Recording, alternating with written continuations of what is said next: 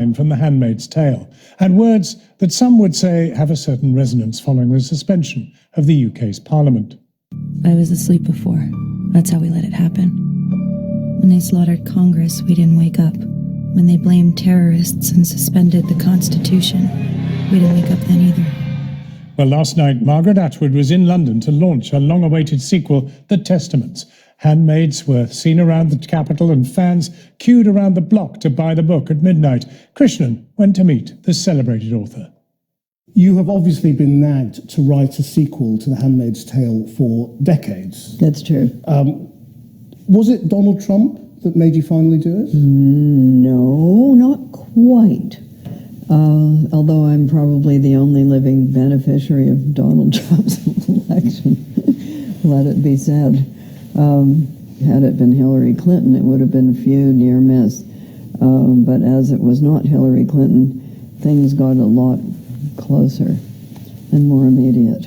What did you want to address in this book? What did you want to answer? Okay. So we know from The Handmaid's Tale that Gilead doesn't last, but we're not told how it falls apart. And being of the generation that I am, I'm quite interested in how those kinds of regimes end. What would it be like to grow up across the border from it? And what would it be like to be a founder of it who had a mixed agenda?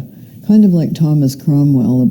He was a secret evangelical in a power structure headed by Henry VIII, who was death on evangelicals. So how would that all work out? How did Aunt Lydia get to be Aunt Lydia?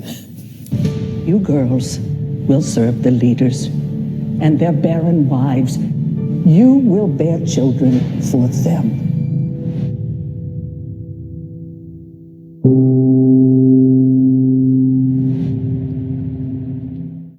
What has it been like for you seeing the images of the handmaids becoming such a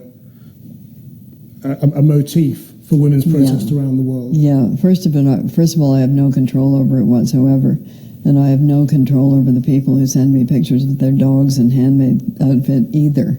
I think it's a brilliant protest mechanism, particularly if you're inside a legislature where men in suits are reenacting scenes out of the TV series right before your very eyes, making laws about women's bodies in their dark suits.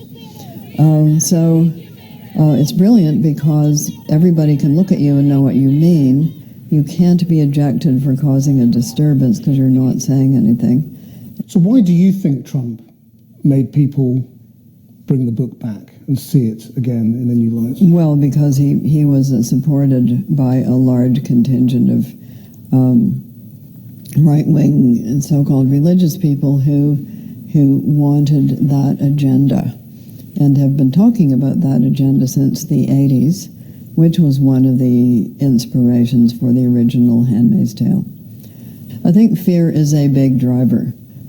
Chaos creates fear, and chaos of any kind, whether it be environmental, whether it be financial, and then people get scared and they are willing to sacrifice what we think of as freedoms.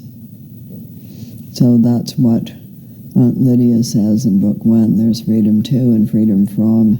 You are being given freedom from. Don't underestimate it. It is a big driver. Handmaid's Tale has the line about they suspended the Constitution. Absolutely. They told us it was temporary. Yes. We're speaking on the day that Parliament has been suspended for 5 weeks Well, in the middle of a constitutional crisis. Is this not a throwback to Charles I and the Cavaliers versus Roundheads? Is it not?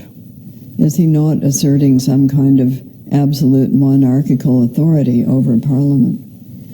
Is Parliament next going to meet in a field somewhere in defiance of their dissolution? But you've also spoken and written about how regimes are brought down, and often from the inside. Absolutely. Well, let's be clear. England is not, brackets yet, under a totalitarian dictatorship. If it were, you and I would not be having this conversation. You say yet, as if it's a possibility. Yeah. There's always a possibility. Everywhere. there's always a possibility, because that's what you can see in 4,000 years of human nature, and these things can turn very quickly. Margaret Atwood talking to Krishnan. That's all we have time for this evening. We're back 7 o'clock tomorrow night.